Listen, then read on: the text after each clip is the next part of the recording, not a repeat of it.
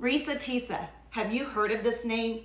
She has changed the game for all of us. If you have been stuck in the 200 range for the last 2, 3, up to 6 months, here is your time to break free.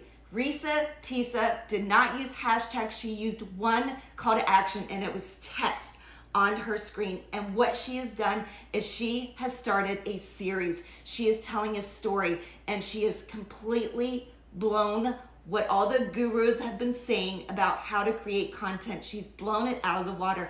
And in my opinion, she could have even taken that a notch further by doing her videos in the horizontal view, because you've got to listen to what TikTok wants.